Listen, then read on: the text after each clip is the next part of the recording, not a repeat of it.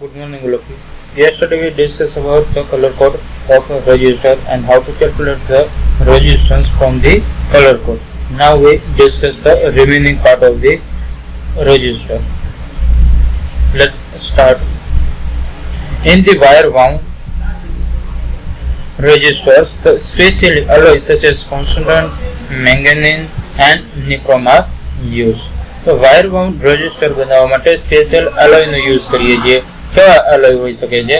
તો કોન્સ્ટન્ટન છે, મેંગેનીઝ છે, બરાબર. મેંગેનીઝ અને નિકલનું કોમ્બિનેશન મેંગેનીઝ કહીએ છીએ, કોન્સ્ટન્ટન, બરાબર. તો એ પણ એક પ્રકારનું એલોય છે. And nichrome, nickel and chromium, બરાબર. તો એનું એલોય છે. તો એલોયનો આપણે યુઝ કરીએ છીએ રજિસ્ટર બનાવવા માટે. This wire is wound onto a round hollow porcelain board. એટલે કે એ જે વાયર છે તો વાયર ને કઈ રીતે યુઝ કરીએ છીએ? તો વાયર ને એક રાઉન્ડ હોલો પોર્સેલિન ઉપર આપણે એને રાઉન્ડ કરી દઈએ છીએ, વાઉન્ડ કરી દઈએ છીએ, એટલે કે એને વીંટાળી દઈએ છીએ. તો એ રીતે વાયર વાઉન્ડ રજિસ્ટર આપણે મળશે.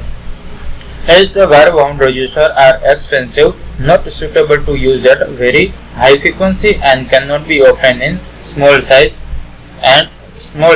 if are of high resistance values.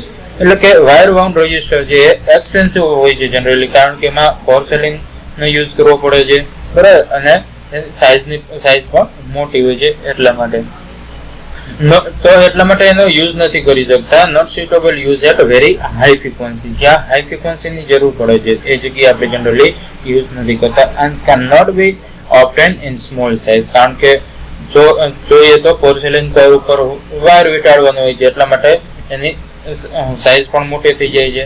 And R of high resistance value, તો હાઈ રેઝિસ્ટન્સ વેલ્યુ મેળવવી હોય પણ નાની મોટી સાઇઝમાં રજિસ્ટર બનાવવું. The best alternatives are deposited carbon composition rod and the carbon composition film register. તો એના બદલે આપણે શું યુઝ કરી શકીએ? તો એનો અલ્ટરનેટિવ એટલે કે બીજો વિકલ્પ છે કે ડિપોઝિટેડ કાર્બન યુઝ કરી શકીએ, અથવા તો કાર્બન કમ્પોઝિશન યુઝ કરી શકીએ. કાર્બન કમ્પોઝિશન રોડ હોય છે, અથવા તો કાર્બન કમ્પોઝિશન ફિલ્મ રજિસ્ટર પણ યુઝ કરી શકીએ છીએ, બરાબર. આ રીતે અલગ અલગ ટાઈપના રજિસ્ટર યુઝ કરી શકીએ છીએ. These registers are much cheaper. તો આ જે કાર્બન ડિપોઝિટેડ રજિસ્ટર છે, કાર્બન કમ્પોઝિશન રોડ છે, કાર્બન કમ્પોઝિશન ફિલ્મ છે, તો આ જનરલી સાઇઝ નાની હોય છે અને સસ્તા પણ છે, અને નિયરલી સ્ટેબલ, તો સ્ટેબલ પણ હોય છે. Having temperature coefficients of resistivity of the order of 200 to 500 parts per million per degree, એટલે કે 1 ડિગ્રી સેલ્સિયસના વધારા સાથે 200 થી 500 પાર્ટ્સ પર મિલિયન ppm જેટલો એમાં રેઝિસ્ટિવિટીમાં ચેન્જીસ આવી શકે છે. તો એ રીતે જોવા જઈએ તો બહુ જ એનું જે ટેમ્પરેચર સાથે જે વેરિએશન આવે છે, વેરિએશન બહુ જ ઓછું મળે છે, બરાબર. તો 200 થી 500 ppm નું પ્રમાણ જોવા મળે છે. તો 1 ડિગ્રી સાથે એટલો મોટો ચેન્જીસ કંઈ ખાસ ન કહી શકીએ, બરાબર. તો એટલા માટે આપણે વાયર વાઉન્ડ રજિસ્ટરના બદલે કાર્બન ડિપોઝિટેડ અથવા તો કાર્બન કમ્પોઝિશન રોડ અથવા તો કાર્બન કમ્પોઝિશન ફિલ્મ યુઝ કરી શકીએ છીએ. The carbon composition rod type register consists of solid conducting rod formed of a mixture of fine carbon particles and an insulating bending material. તો carbon composition type road જે છે એ register જે solid conducting road હશે, formed of a mixture of fine carbon particles. કેનું બનેલું હશે? તો fine એટલે કે બહુ જ નાના નાના દાણાદાર કાર્બન પાર્ટિકલ્સ, કે કાર્બનના દાણા હશે, નાના નાના પાર્ટ્સ, બરાબર. તો એક પ્રકારે જોઈએ તો કાર્બન પાવડર જ સમજી લઈએ. તો કાર્બન પાર્ટિકલ્સ નું મિક્સચર હોય છે. એન્ડ ઇન્સ્યુલેટિંગ બાઇન્ડિંગ મટીરિયલ નો મિક્સચર હોય છે. Although these registers are widely used in electronic equipment but are not suitable for precise work because of its poor stability and poor performance at high frequency. તો આમ જોઈએ તો જે જગ્યાએ સસ્તાની વાત આવે તો એ જગ્યાએ યુઝ થાય છે, પણ જે જગ્યાએ પ્રિસિઝન વર્ક આવે છે, સપોઝ કે કોઈ લેબોરેટરી ઇક્વિપમેન્ટ છે, કોઈ ખાસ મેડિકલ ઇક્વિપમેન્ટ છે, તો એ જગ્યાએ એની વેલ્યુ પ્રિસાઇઝ હોવી જોઈએ. તો પ્રિસિઝનની જ્યારે વાત આવે તો ત્યારે કાર્બન કમ્પોઝિશન રોડનો યુઝ કરી શકતા નથી, કારણ કે એની સ્ટેબિલિટી કેવી છે? પુઅર છે, એન્ડ પરફોર્મન્સ પણ કેવું છે? પુઅર છે એટ હાઈ ફ્રીક્વન્સી, જ્યારે હાઈ ફ્રીક્વન્સી ઉપર આપણે ભર કરતા હોય ત્યારે. તેના પર વાત કરીએ કાર્બન કમ્પોઝિશન ફિલ્મની. તો કાર્બન કમ્પોઝિશન ફિલ્મ પણ એ રજિસ્ટર છે એ પણ એવું જ છે. તો એની પણ વાત કરીએ તો carbon composition film type register consists of an insulating support such as ceramic or glass or tube at the surface of which a conducting film of mixture of carbon particles and insulating bending material is provided. તો carbon composition film છે શેનું બનેલું હશે, કેવી રીતે બનેલું હશે, તો ઇન્સ્યુલેટિંગ બનેલું હશે. કેવા તો નીચેના ભાગમાં અંદરની સાઈડ એમ હોલો આપણે વાયર રાખેલા હતા એ જ રીતે એની અંદરની સાઈડ તો શું હશે, તો એ સિરામિક મટીરિયલ હોઈ શકે છે, અથવા તો ગ્લાસનો રોડ હોઈ શકે છે, અથવા તો કોઈ ટ્યુબ હોઈ શકે છે. તો આવી અલગ અલગ વસ્તુ અંદર રાખી અને એના ઉપર વાઉન્ડ કરી દેવામાં આવે છે. તો આવી સરફેસ ઉપર કન્ડક્ટિંગ ફિલ્મનું mixture carbon particles and insulating binding મટીરિયલનું મિક્સચર એના ઉપર લગાવી દેવામાં આવે છે કે જેથી કાર્બન કમ્પોઝિશન ફિલ્મ આપણને મળશે. They are also called as metallized resistor, કારણ કે કાર્બન બાઇન્ડિંગ મીડિયમ છે એ ઇન્સ્યુલેટિંગ છે બરોબર, પણ કાર્બન પાર્ટિકલ્સ ને જે ફાઇનલ બનશે મેટલાઇઝ જેવું હશે એટલા માટે એને મેટલાઇઝ રેઝિસ્ટર પણ કહી શકીએ છીએ. આગળ જોઈએ તો resistance of pure metal increase with temperature. Pure metal increase with temperature. તો જો પ્યોર મટીરિયલનો કોઈ રેઝિસ્ટર બનેલો હશે તો એના ટેમ્પરેચરના વધારા સાથે એની રેઝિસ્ટિવિટીમાં વધારો થશે બરાબર, ઇન્ક્રીઝિસ વિથ ટેમ્પરેચરના વધારા સાથે એની રેઝિસ્ટિવિટીમાં વધારો થશે. while for carbon and resistance decrease with temperature. તો કાર્બન ટાઈપ જો રેઝિસ્ટર બનેલો હશે, કાર્બનમાંથી કોઈ રેઝિસ્ટર બનેલો હશે તો એનો રેઝિસ્ટન્સ ટેમ્પરેચરના વધારા સાથે ઘટશે. બરાબર, આ રીતે ચેન્જીસ આવી શકે છે ટેમ્પરેચરના વેરિએશન સાથે. નેક્સ્ટ આગળ વાત કરીએ. હવે રેઝિસ્ટર છે, સપોઝ કે એકથી વધારે રેઝિસ્ટર છે તો એનું કનેક્શન કરવું છે તો એને કઈ રીતે કનેક્શન કરી શકીએ તો એની વાત છે. If the resistor with resistance R1, R2, R3 up to Rn are connected in series, their equivalent resistance R is given by.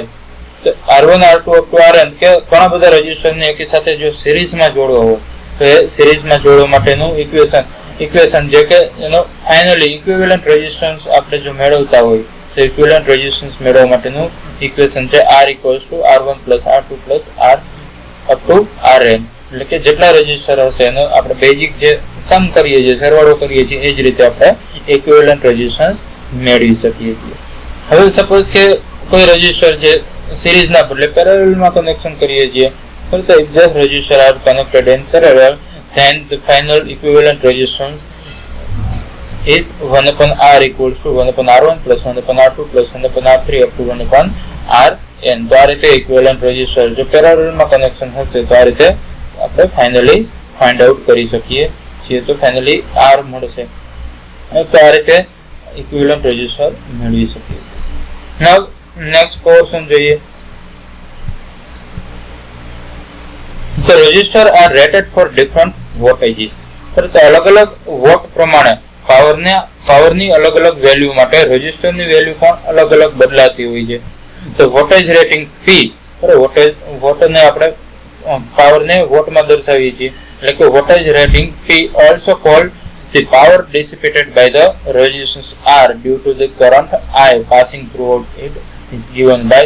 એટલે કે કોઈ રેઝિસ્ટરમાંથી કરંટ I સપોઝ કે R રેઝિસ્ટન્સ છે બરાબર, કોઈ રેઝિસ્ટરનો રેઝિસ્ટન્સ R છે અને એમાંથી I કરંટ પાસ થાય છે તો એનો પાવર રેટિંગ કેટલો થશે તો P equals to VI અથવા તો I2R અથવા તો V2 by R થી આપણે લખી શકીએ છીએ. તો એ પાવર કેટલો ડિસિપેટ થતો હશે તો એનું ઇક્વેશન છે. તો આ ઇક્વેશન થી આપણે પાવર કેટલો ડિસિપેટ થાય છે મેળવી શકીએ છીએ. કોઈ પણ વેલ્યુ હોય V અને I ની હોય અથવા તો I અને R ની આપેલી હોય અથવા તો V ને R ની આપેલી હશે તો પણ આપણે ફાઇન્ડ કરી શકીએ છીએ. હવે આગળ જોઈએ where V be the potential difference across it. બરાબર, જે પણ રેઝિસ્ટર હશે એના અક્રોસનું પોટેન્શિયલ ડિફરન્સ કેટલો છે એના ઉપરથી આપણે ફાઇન્ડ કરી શકીએ. This relation gives, તો એના પરથી સપોઝ કે ફર્સ્ટ પાવર અને લાસ્ટ V2 by R નો યુઝ કરીએ તો V equals to under root RP પણ લખી શકીએ છીએ. બરાબર, તારે તે potential difference V equals to R અને P અંડર રૂટ આરપી, તો આર અને પી ના એટલે કે રેઝિસ્ટન્સ અને પાવરના ટર્મ્સમાં પોટેન્શિયલ ડિફરન્સ લખી શકીએ છીએ. તો ઇક્વેશન થી શું ઇન્ડિકેટ કરે છે? which shows the maximum voltage that can be applied across any resistor without breakdown. એટલે કે કોઈ પણ રેઝિસ્ટરના અક્રોસમાં મેક્સિમમ કેટલો પોટેન્શિયલ ડિફરન્સ એપ્લાય કરી શકીએ છીએ એ છે બ્રેકડાઉન કન્ડિશન પહેલાનો, કે જેનાથી રેઝિસ્ટર સેફ બચી શકે એટલે કે ડેમેજ ન થાય. તો એ મેક્સિમમ કેટલા વોલ્ટેજ છે તો એ આ ઇક્વેશન થી મેળવી શકીએ છીએ અંડર રૂટ આરપી. નાવ સપોઝ કે હવે અલ્ટરનેટિંગ પોટેન્શિયલ ડિફરન્સ એપ્લાય કરીએ છીએ, બરાબર. તો એના માટેનું આપણે ઇક્વેશન જોવું છે. તો એના માટે આપણે વોલ્ટેજને કઈ રીતે લખી શકીએ? તો if alternating potential difference is applied, v equals to v0 sin omega t. તો એસી વોલ્ટેજ આપતા હોય, એસી કરંટ હશે, તો એના માટે વોલ્ટેજ લખવું હોય તો આ રીતે લખી શકીએ v equals to v0 sin omega t થી. તો આ વોલ્ટેજ એપ્લાય કરીએ જે if v equals to v0 sin omega t is applied to a pure resistor. Suppose કે અહીંયા એપ્લાય કરેલો છે, અહીંયા વોલ્ટેજ સોર્સ રાખેલો છે, વોલ્ટેજ આપીએ છીએ આ રેઝિસ્ટરને અને એના કારણે કરંટ પાસ થાય છે I. તો applied to a pure resistor, the instantaneous value of current passing through it is given by. તો એ ક્ષણે ઇન્સ્ટન્ટેનિયસ એટલે જે ક્ષણે વોલ્ટેજ આપ્યો છે એ ક્ષણે કરંટની એમાંથી જે કરંટ પાસ થાય છે એની વેલ્યુ કેટલી હશે? તો I equals to v0 by r sin omega t. Simple v ને I ના ટર્મ્સમાં લખો તો v by r થી લખી શકીએ. તો v કેટલો છે? તો v0 sin omega t, because AC voltage છે એટલા માટે v0 sin omega t divided by r. But v0 by r તો ઇન્સ્ટન્ટેનિયસ છે, તો એ એક ક્ષણે કરંટની વેલ્યુ કેટલી હશે? તો I equals to I0 sin omega t થી દર્શાવી શકીએ છીએ. તો એ આપણે સર્કિટ થી સમજી શકીએ છીએ. નેક્સ્ટ ગ્રાફ જોઈએ અને ગ્રાફનું ડિસ્ક્રિપ્શન જોઈએ. તો કોઈ એક પોઝિશન માટે v બરોબર vi અને સાથે t નો ગ્રાફ ડ્રો કરેલો છે કે t ટાઈમ સાથે કોઈ સિગ્નલ પાસ થાય છે, એસી વોલ્ટેજ પાસ થાય છે, તો એનો ફેઝ ડિફરન્સ કેવો હશે? તો v અને I બંને એકી સાથે ચાલતા હશે એટલે કે બંનેનો વચ્ચેનો ફેઝ ડિફરન્સ કેવો છે? 0 છે. તો v ઇન્ક્રીઝ થાય છે તો કરંટ પણ એ જ પાથ પર આગળ જાય છે, અને વોલ્ટેજ નેગેટિવમાં છે તો કરંટ પણ નેગેટિવ છે એસી માટે અને ડીસી માટે આ રીતે હશે, બરાબર. તો v અને I એક જ ટ્રેક ઉપર હશે. તો જોઈએ, thus the current and voltage both are in the same phase. Current અને વોલ્ટેજ બંને કેમાં હશે? સેમ ફેઝમાં હશે at each instant.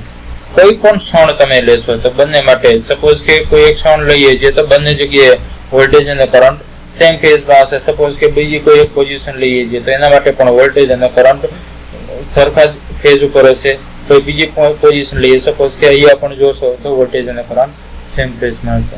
આ રીતે લખી શકીએ છીએ. That is, the waveform of voltage and current must be identical for pure resistor. એટલે કે પ્યોર રેઝિસ્ટર માટે વોલ્ટેજ અને કરંટ કેવો હશે?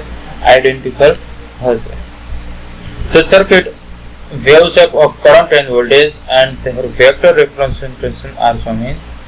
સર્કિટ ઉપર ડ્રો કરેલી છે, આગળ આપણે સર્કિટ જોઈ, બરાબર. સર્કિટ છે એના આધારે એના વેવ શેપ કેવા મળે છે. તો વેવ શેપ આપણે બંને એસીડીસી ના વેવ શેપ જોયા અને વોલ્ટેજ કરંટ ના માટે, બરાબર. તો અહીંયા સોલિડ લાઈન વોલ્ટેજ છે, ડોટેડ લાઈન કરંટ ઇન્ડિકેટ કરે છે અને એનું વેક્ટર રિપ્રેઝન્ટેશન કેવું થાય છે પણ આપણે ફિગર જોયું.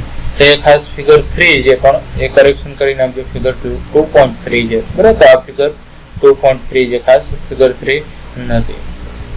ઓકે, તો અહીંયા સુધી રેઝિસ્ટર વિશે આપણે બેઝિક માહિતી જોઈ. ઓકે, ખાલી આપણે કેપેસિટર વિશે વાત કરીશું આજે. અહીંયા સુધી રાખીએ. Okay, thank you.